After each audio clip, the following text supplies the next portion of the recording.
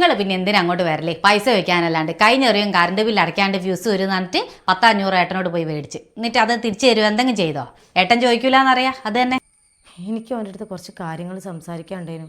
Phone വിളിച്ചിട്ട് അവൻ എടുക്കുന്നുമില്ല. അതാ നേരിട്ട് തന്നെ പോകുന്നത്.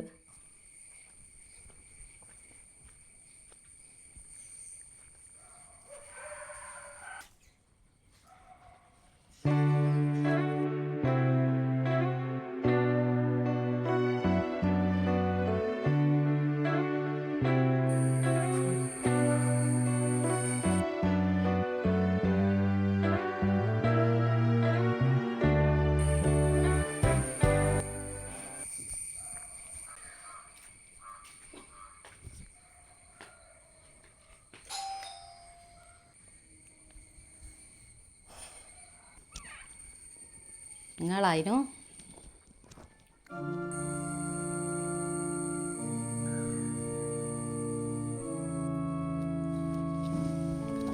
നിങ്ങളവിടെ ഇരുന്നോളി. ഇരിക്കുക.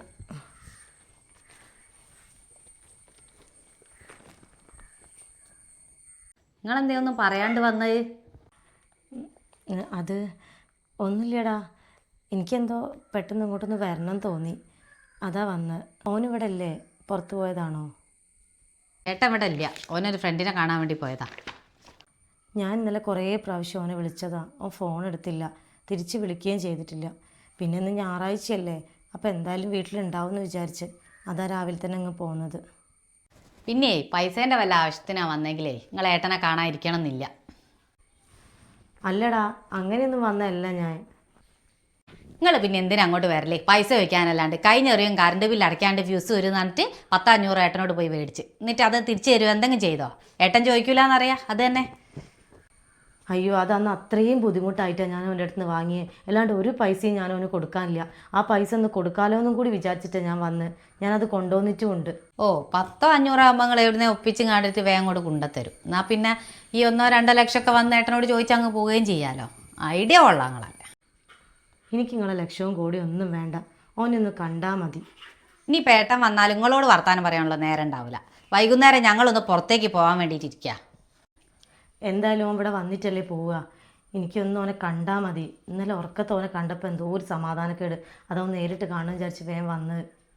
അല്ലെങ്കിലും ചിലവർക്കുള്ളതാ, ഉറക്കത്ത് കണ്ട് അല്ലെ വൈക്കെന്ന് കാണുന്ന പോലെ ഓനെ പോലെ തോന്നി അങ്ങനെ ഓരോന്നും പറഞ്ഞു കണ്ടിട്ട് ഓരോ മുട്ടാപ്പൊക്കെ ന്യായവും പറഞ്ഞിങ്ങോട്ട് വരല്. ഞങ്ങളെപ്പോലുള്ളവർക്ക് അറിയാം ഇതൊക്കെ എന്തിനാണ് എന്നുള്ളത്.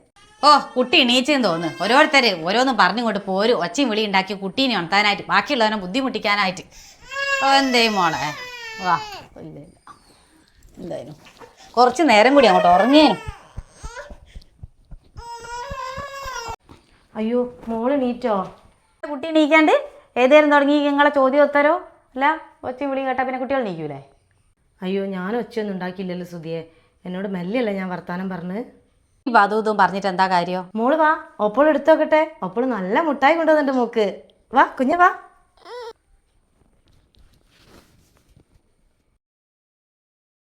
നിങ്ങളൊന്നും മിണ്ടാണ്ട് പോയിക്കോളി. നിങ്ങൾ ആ റോഡ് സൈഡിൽ നിന്നൊക്കെ വാങ്ങിക്കൊണ്ടുവന്ന് മുട്ടായി കൊടുക്കാൻ നിൽക്കുക. ഞങ്ങൾ മോക്ക് നല്ല സ്റ്റാൻഡേർഡുള്ള ചോക്ലേറ്റ് മാത്രമേ കൊടുക്കലുള്ളൂ. നിങ്ങൾ മെല്ലെ പോകാൻ നോക്കി. ഏട്ടൻ എന്തായാലും വരാൻ ലേറ്റാവും. എനിക്കാണെങ്കിൽ അടുക്കളയിൽ ഒരു 100 കൂട്ടം പണിയുണ്ട്. എന്നാൽ ആയിക്കോട്ടെ സുധിയെ, ഞാൻ ഇറങ്ങട്ടെ. ഇനിയിപ്പോൾ ഓൻ വരാൻ കാത്തിക്കുന്നില്ല, ഓൻ നേരം വെക്കൂലേ. ആയിക്കോട്ടെ, എന്നാൽ ശരി.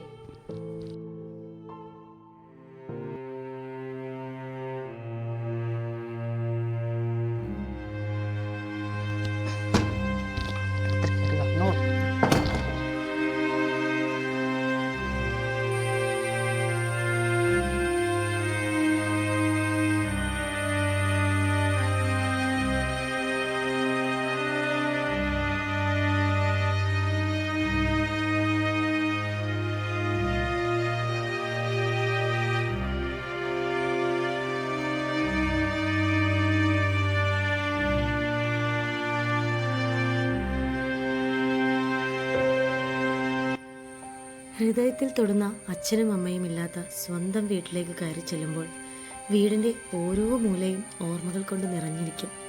ഒരിക്കൽ ആശ്വാസമായിരുന്ന വീട് ഇന്ന് കണ്ണുനീർ നിറയുന്ന ഇടമായി മാറിയിരിക്കുന്നു.